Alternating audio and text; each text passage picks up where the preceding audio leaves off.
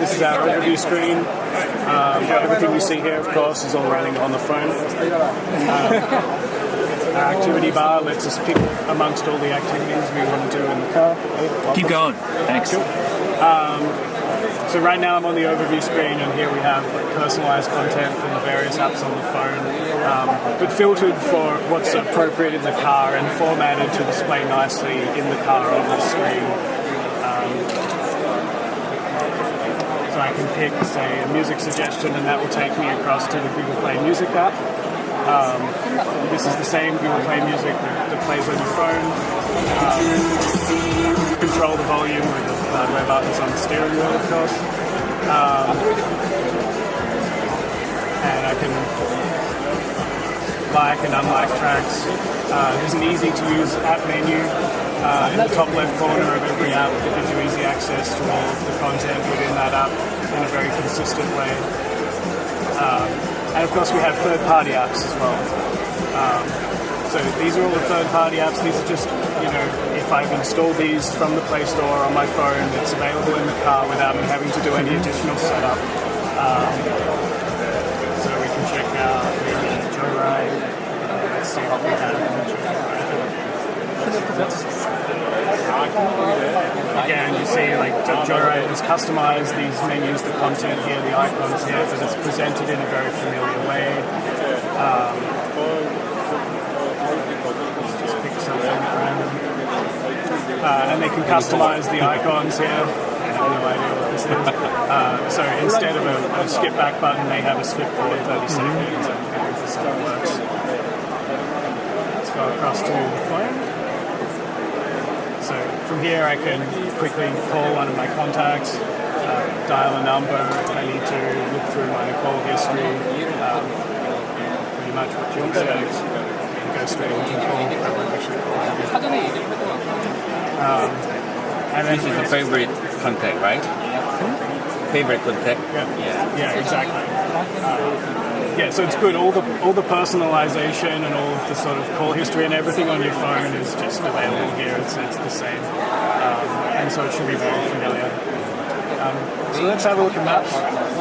My favorite, obviously, since I work on it. So here we are. A familiar Google Maps, but also customized for the car. So the maps themselves have larger text and a little less information, making it a bit easier to glance while driving. We also have suggestions from recent places you've looked at on your phone, or with the same account on the web. You can do quick category searches. We can navigate via voice, although I'm watching this little connectivity icon that's been coming and going a little bit. But let's give it a shot. Navigate to Alamo Square. San Francisco. Head toward 4th Street Northeast on Minna Street.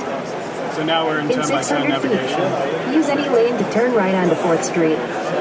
And we have lane guidance that recently launched. We have alternate routes. You can see there's an alternate route. Use any lane to turn right onto 4th Street. And of course, this is just simulating a journey right now, but on the road, we can get GPS, wheel speed, compass from the car and give them better. So actually the Google Map, it looks a little different from the map on the Android phone. Did you change something in terms of? Yeah, so both the UI, like this card, has been designed to fit the screen size more naturally, but also the actual map tiles themselves are different. Mostly just to enlarge the text and reduce a little bit of information we think is less relevant while driving. Yeah. And we're going to keep working a lot on both of those things. So it could be not the final, the UI. Maybe the Google can change it when Yeah, whenever. absolutely. Yeah. Because this is all just running on the phone. As you update the app, the app gets automatic updates on the phone. We can also update the car experience. Obviously, we need to be very careful with updating the car experience. We need to make sure that it remains sort of consistent and very usable.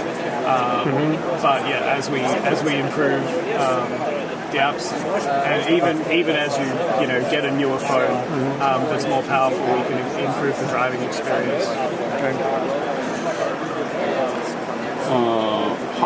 What kind of third-party application will be supported by Android Auto? Media and message only? Yeah, or? right now, the SDK that's soon going to be announced in the session tomorrow at 10 a.m. is just covering media and messaging apps. They're obviously the easiest ones to provide an easy sort of integrate once experience where then Google does the work of making sure that it displays nicely in the different car screens, display sizes. We can handle the different input devices. For example, here we have a touch screen, but over in the Audi there's a hardware controller. We don't expose any of that to app developers. So what about the certification? So the OEM should control all their apps. So I can't give you exact details about that. Those issues are still in active discussion between Google and the OEMs. Okay. Yeah. What's the position of Google? Certify phone and app only, or had in it also subject to? It's above my pay grade to say. You want to ask someone like Chris. Okay. Okay, we will. Yeah. Thank you. No problem. Anyway, location-based services should be available for additional features. So location API should be available for a better ecosystem for location-based services, right? Right. I mean, the reason we're starting with media and messaging only is those are basically the simplest for a third party to integrate. Our experiences working with maps for Android Auto is it's complicated. We've spent a lot of time really redesigning a bit of the app to work very nicely in the car and simplifying it to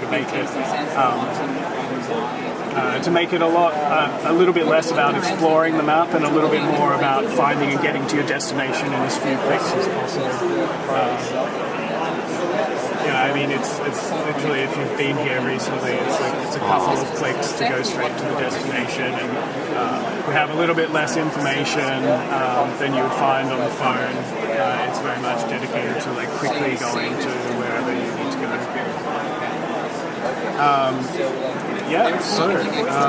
Is this system ready to be sold? It's still a preview at this stage. I mean, we're hoping to see cars as soon as the end of the year actually rolling out of dealerships.